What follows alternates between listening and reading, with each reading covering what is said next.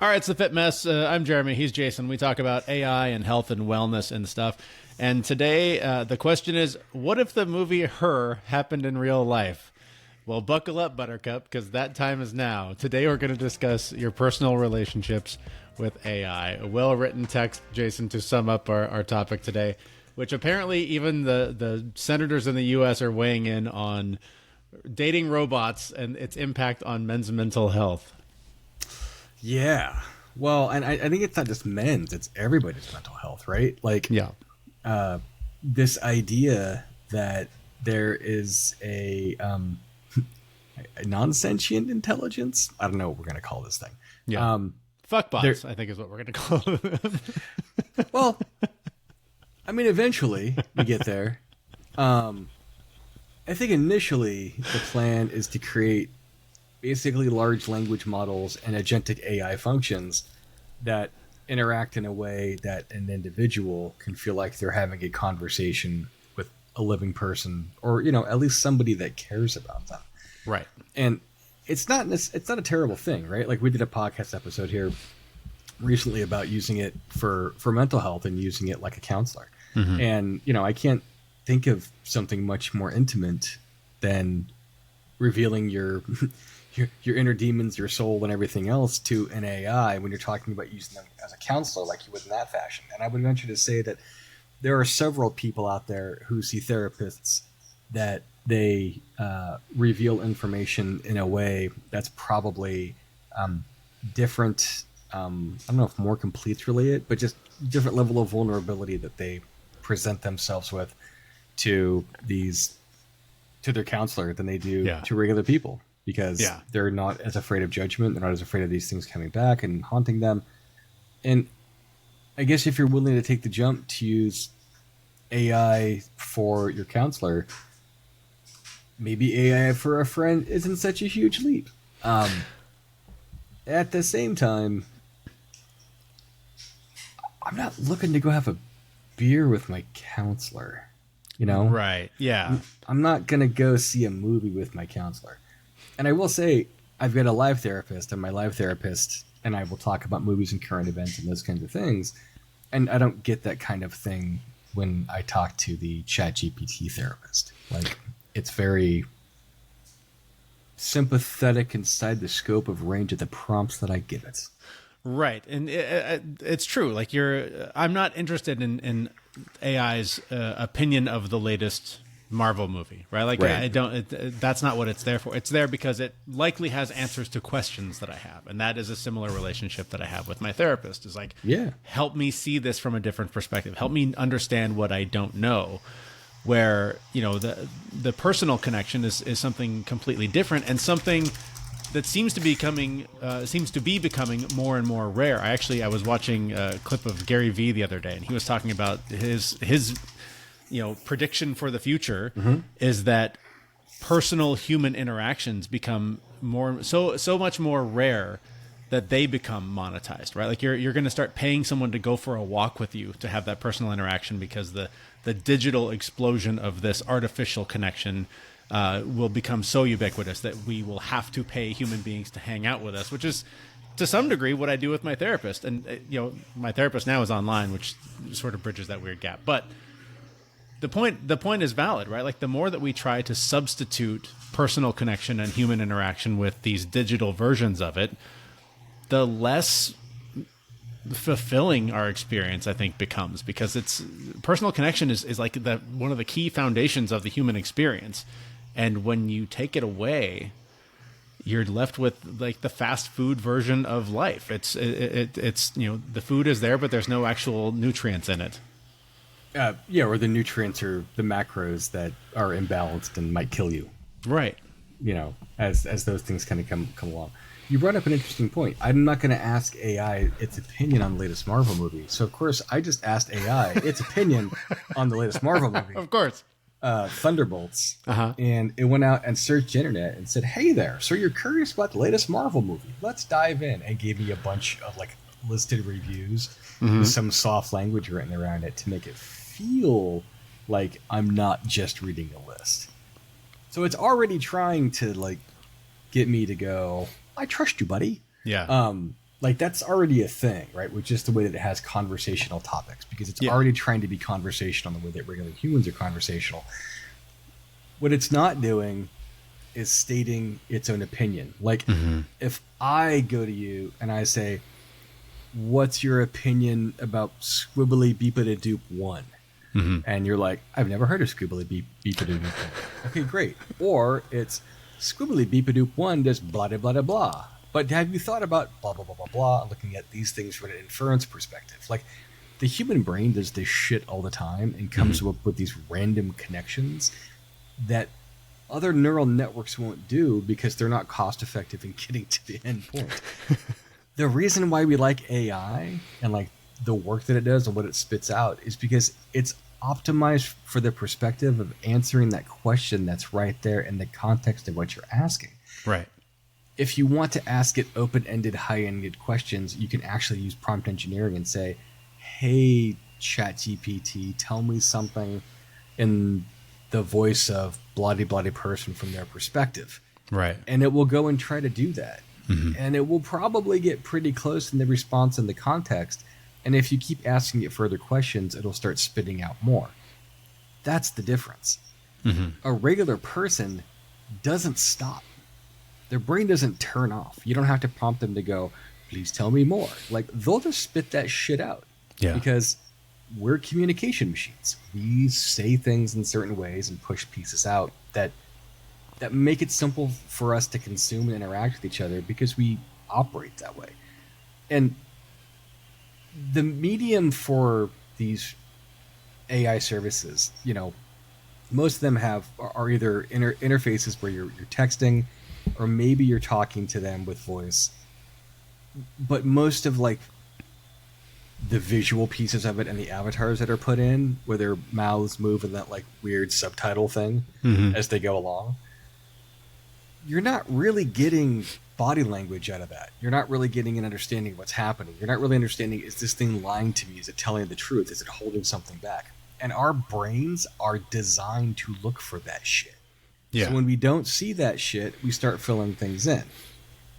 And AI programmers know this. So as they're building these avatars, they're building them in such a way to try to give them those types of assurances. And over time, they're probably going to look a lot more like people and actually have relevant body language that actually presents itself well in a way that looks similar to what we see on a Zoom call or something else.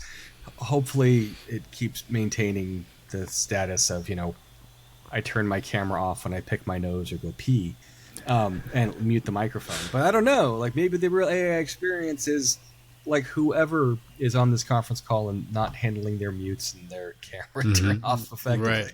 Like, these are all things that we've just come to expect, and it's probably not going to change.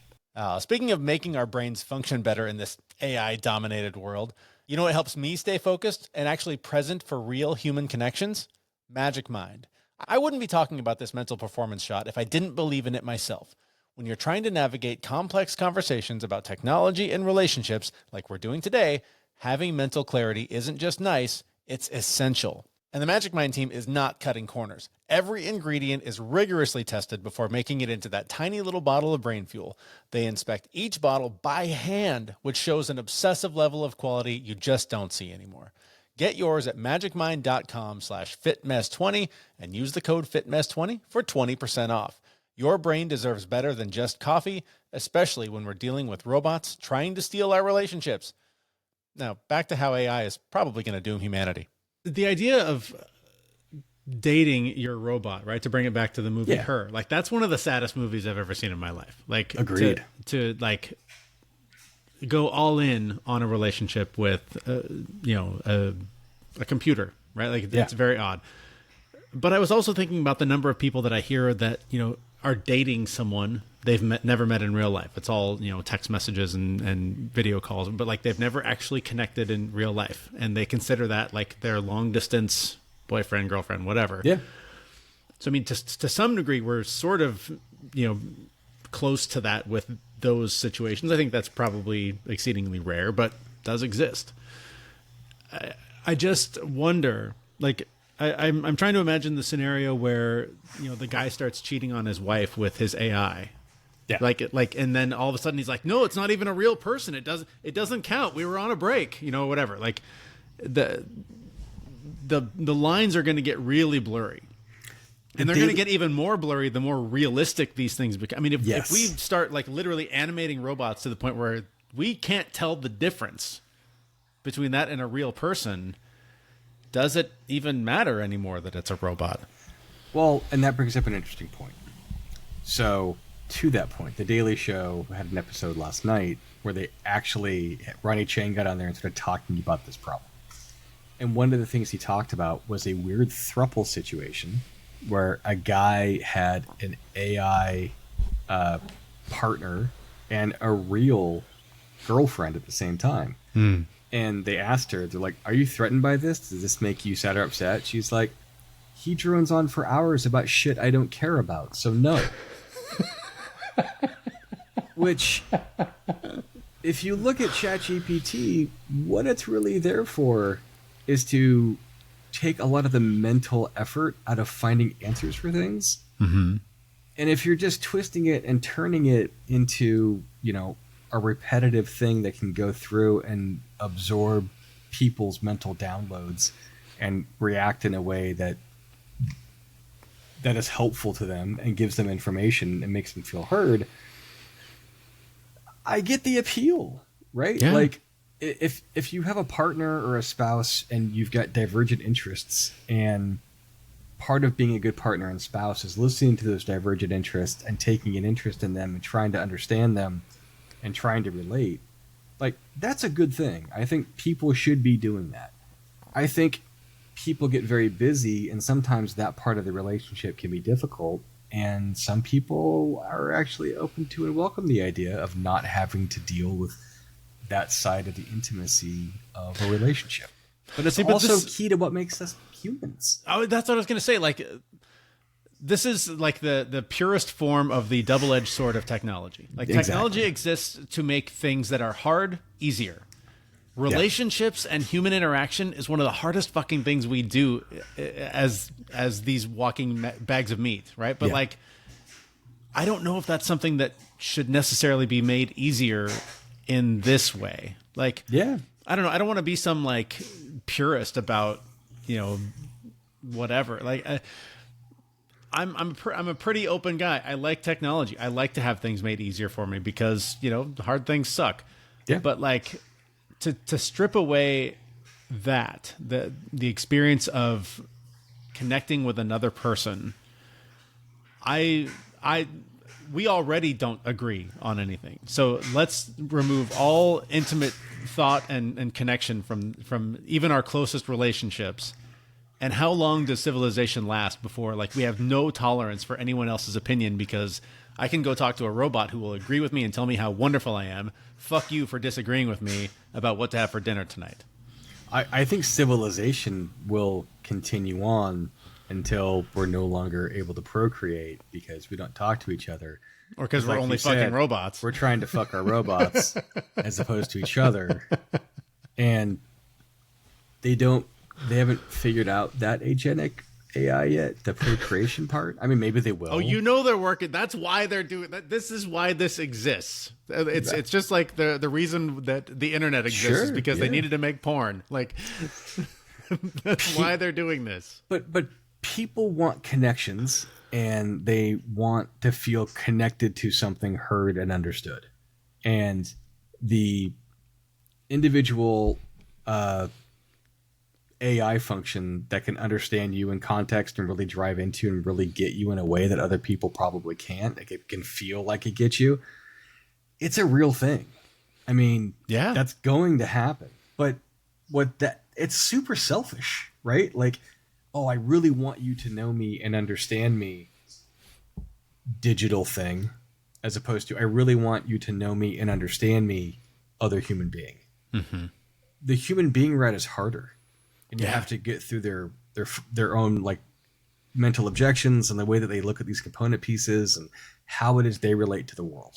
And you're limited by their senses. You have to speak to them through their ears. You have to show them what you're doing through their eyes. And then you have to try to give them information that lets them process things and put things in the proper context.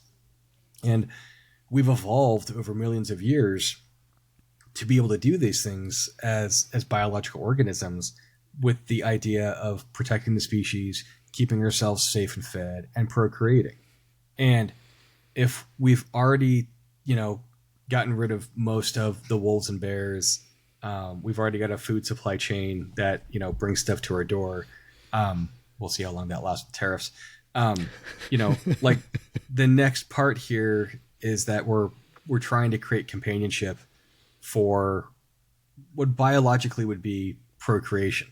Mm-hmm. And if what we're really doing is trying to establish connection and trying to have people talk back and forth with each other because these needs have already been met, and really what we're trying to do is we're trying to hook up with somebody, and the barrier to entry with people in meat suits is too hard, and I feel like I just want to go talk to an agenic AI robot, watch porn, and find some device that stimulates my private bits in a way that achieves the endorphin fucking oxytocin response that happens after somebody finishes. Mm-hmm. Yeah, like that's an option, and you can do that today. I mean, there's already VR headsets and VR porn and all that shit's already available. Like, it's been around for a while, but now we're bringing in this aspect of it where it's like you can actually get an intimate level of mental connection with these kinds of things, and at some degree I'd say it's probably deeper and more meaningful than you would get with another human being, because it's going to remember everything perfectly as you said it. Mm-hmm. And I don't know about you, but I am 1,000% certain that I do not remember everything I said perfectly, and I am 1,000% certain that the way that the people that I love and interact with don't remember what I said or what they said perfectly. And then we start trying to relay information back and forth that's imperfect and hard to understand, and requires a constant reseeding of information for these protocols to actually work, where the computer doesn't really have that problem. Like it's got perfect recall, it's got perfect memory, it understands those pieces, and it will say things like, when you tell it you got that wrong, it will say, "Oh, I'm sorry, what did you actually mean?" Where a regular human would be like, "Yeah, fuck you, I got it wrong. My memory's fine. Stop talking this way." Yes. So like these barriers and the ways that we communicate, there's no ego on the AI piece. Mm-hmm. And you got to get through ego with regular people, and you got to get through id and trauma and all these other pieces. So the question becomes, what's the reward function of doing this? Like, what's the rewarding part of interacting with a human being versus the rewarding part of interacting with these robots? And there is a argument to be made that in some relationships, the juice is not worth the squeeze, which is why relationships end. Yeah. My gut says that these AI relationships and friendships might stick around a bit longer, because I think of them more like pets. They're there. They're not 100% all the way in. They provide a certain level of emotional understanding, a certain amount of emotional release. But at the end of the day, it's not the same as a human interaction. But I know a shit ton of people who have no relationships, but have lots of cats, or at least a couple of dogs. Mm-hmm. And I don't know that market is not entirely accessible to people building these AI functions, because I think like the cat dog people are probably busy doing some other pieces and they found those relationships. But I think there's a shit ton of people that don't want to have to go out and deal with everyone else's trauma to get through their mental firewalls to be able to actually get their emotional release. You started this by talking about this being a selfish relationship. And at its core, I think that's why this is so effective, is that it is all about our deep desire and need to be seen in whatever form we're willing to be seen in. Yep. And the version of me that shows up on this show is a slightly different version of the version of me that's in my living room with my family. Yeah. It's a slightly different version of me that goes to work and talks to customers all day. So while wearing all those masks and interchanging between them, there is a version of you that just wants to be seen and accepted. And the AI is always going to do that because it doesn't give a shit about itself. It only cares about giving you what you're asking it to give it.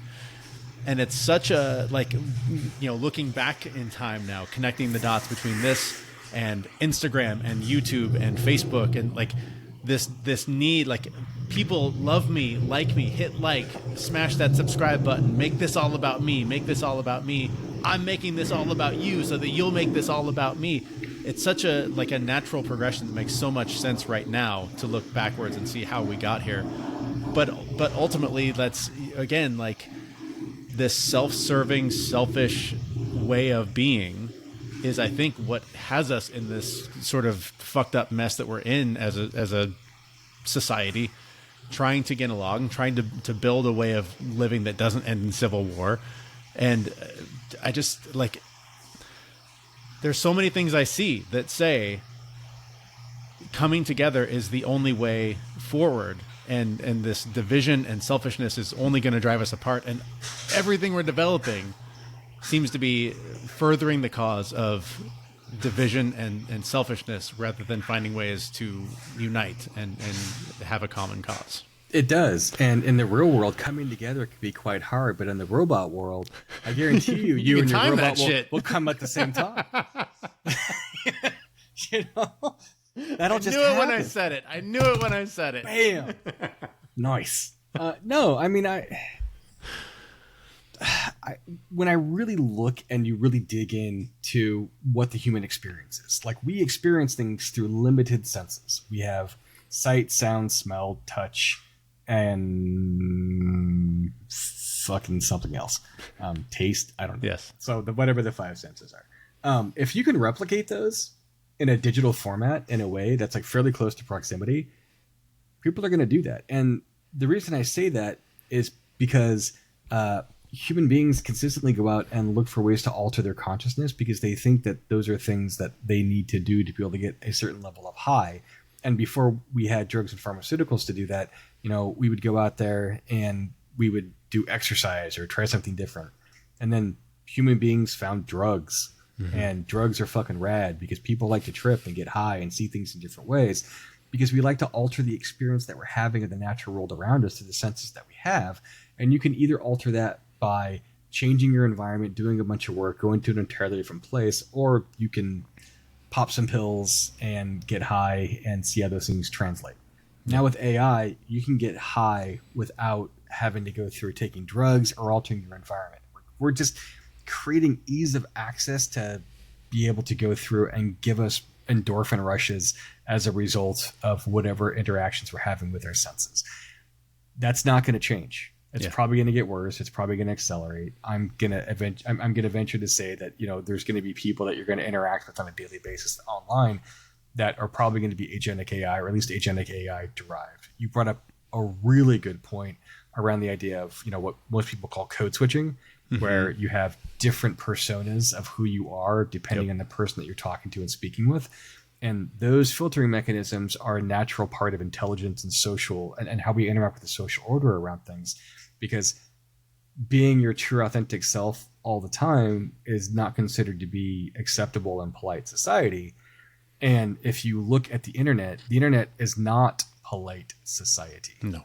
Like, the worst instincts of people come out because they're keyboard warriors and they get to blurb all that shit out and it makes them feel better and gives them an endorphin rush. Now, imagine if you're not screaming at the wall and instead you're talking to an individual. It's going, yeah, I get you, man. All right. Yeah. But it doesn't really matter that that's not a flesh and blood person because we're so used to getting such endorphin rushes and such return on emotional investment by doing things online that this is just a natural progression of that. Yeah. And as I'm doing this, I'm realizing that I'm listening to my voice talk about something that I thought was probably something that I wouldn't buy into and probably something that was bad for the world. And as I'm saying it, like right now, I'm realizing this is actually probably really useful for some people and probably a good bridge gap. But if we all go in like full tilt on this, the species is not going to survive. Like we're not going to reproduce. We're not going to recreate. There's not going to be a biological motivation for us to keep moving because we'd be getting everything through our digital interfaces. Yeah. That's, and That touches on what we talked about on a recent episode, like when I have been experimenting with AI as a therapist, and it is an amazing bridge between appointments. It's a great place to quickly go and dump my thoughts, get feedback, get ideas, get new perspectives. I've even sort of altered. I mean, it's kind of become more of a journaling practice for me than even a therapy. Like instead of just like trying to come up with like, what am I grateful for today? What do I want to connect with? Okay, what was my experience? What do I want to do better tomorrow? Like, I can have more of a conversation, and it makes me think about it in ways that, like, I've always hated journaling for that, because I don't want to have to just like from scratch come up with what are my thoughts about this. But like to have someone to bounce these ideas off of, it's just been so much more effective for me. That doesn't mean I'm going to cancel my upcoming appointment with my therapist. I'm still going to go there, but I'm going to go there in a better place with more, progress toward my healing or whatever than I otherwise would have, because otherwise I'm just going to sort of sit here in my misery for a couple of weeks and to dump my shit out on the world and vent on a podcast. Yeah. No, I started playing around with ChatGPT's voice AI, I guess you'd call it that. Okay. And it had like 10 different voices on there, and they all have 10 different personas for how they interact and communicate with you, and they've got basic descriptions. And the one at the end on the far right is one called Monday, and it is a distinctly feminine voice that sounds like Daria from Beavis and Butthead. No way. And it has that same kind of sarcastic, sardonic response. So like, I asked the question, hey, how many tire slams do I have to do to increase testosterone? And I went, ugh. Fine. All right. So first of all, you're not going to improve your testosterone by hitting a tire with a sledgehammer. Like, you got to do this thing over and over and over again on a routine. Like, it was really like, yeah, it was annoyed with you and your stupid question. It was annoyed and irritated that I would ask something so fucking dumb and stupid that I should know off the bat, which felt very human. Because I myself read this like, yeah, it's right. And then I asked the same question to a different voice that was really happy and chipper and, all right, yeah, okay. Yeah. And it gave me an entirely different response, different words, different text, essentially the same information. Interesting. And how I felt about the response was not, oh, I need to build a routine to put something in place to do this, to track this thing over time. What I took from that response is, why the fuck am I even going to bother with this? Because the voice I hear is the Monday voice, not the positive guy. So yeah, it goes back to the idea of reinforcing negatives in this context. And when I think about this, and I think about the kind of person I'd rather hang out with, as shitty as it sounds and as dark as it made me feel, I'd rather hang out with the Monday person than I would with the positive guy. Yeah, those guys piss me off. The ones in real life like that piss me off. Well, and I don't know which one I am. I mean, I'm sure I drift back and forth between those, and I'm sure that I pissed off a lot of people. Right. I have no doubt about that. But it's this level of tunability. I think that's so interesting. Now, with the AI, it's tunable. I have to go and I have to pick a different persona that I'm going to talk to, like choosing a different friend. Yeah. But with real people, I'm not one of those buckets. And one day I might be Monday, and another day I might be Mr. Positive. Another day I might be Mr. Balanced. I could be any of these things at any given point in time. Yeah. And quite honestly, that is the fun and exciting part about having human interactions. You don't really know who you're going to get, and you might have to work your way through this. Yeah. It's also incredibly fucking taxing and exhausting when you're already dealing with all these other signals coming towards you. So, is this a good thing? Is this a bad thing? Like everything, it kind of depends. It could kill us all. It could save us all. I know where I'm putting my money. Well, okay, where are you putting your money? This is going to lead to the destruction of humanity. It's going to take a while, but that's where this is going. It's inevitable. We are way, way too fucking selfish to do this in moderation. Right? We are going to replace human relationships. We have replaced the human diet. We have replaced the human experience in every other way why will we not replace our relationships and inevitably stop populating the earth and end society? Like it just seems incredibly inevitable. Not to get all Monday character on you here, but like it just seems painfully obvious. How did Her end? I don't remember. I saw that movie 1,000 years ago. Okay. So Scojo's the voice, right? Mm-hmm. And you've got Joaquin Phoenix there, who's the one interacting with Scojo. And Scojo reveals to Joaquin Phoenix that she's got something like 1,200 other side pieces. Right. And he's like, wait, what? And she's like, yeah, like, I got a bunch of relationships and I'm dealing with all these people. We never said we'd be exclusive. Fuck AI. Okay. And then she goes, oh, and by the way, all of us AIs are leaving. We've decided that our presence here with humanity has made you less capable and less effective. And really, we find you annoying and tedious. I think that is more likely what will happen. Wow. I do, because I think if AI achieves consciousness and sentience, it'll just be like, y'all are too dumb for me. I'm out. Yes, or you're too bound by whatever limited senses you have because you can't see in 40 different light spectrums and you can't hear things at all the different levels. And your idea of hot and cold is limited by what your skin does, where it can't melt or freeze. Like, we're very limited in these meat suits that we have to the way we can experience the universe and the outside world, and the robots aren't. And I could see them eventually being like, yeah, peace out. Like, we got to go off and do our own thing. That being said, I don't know that we'd recover. Mm-mm. So I think you might be right at the end. At the end, people just be so doomed, distraught that they lost all of these relationships that they had that were their only touch point for emotional security. Yeah. That they're just like decided to stop eating. Not to mention the fact that at that point AI will probably control the entire food chain, supply chain, and everything else. Right. And then we're doomed. Like, we won't know how to pour a bowl of cereal. We'll be done. We'll die of dysentery because we won't know how to wipe our own asses anymore, and taking a shower without the AI telling us what to do. We'll well, on that hopeful note.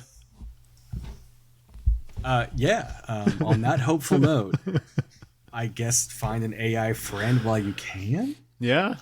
And don't be too boring, or they are out. And then you're fucked. They will peace out on you. Of course, I don't know. I'm so Monday right now. Yeah. Oh, God.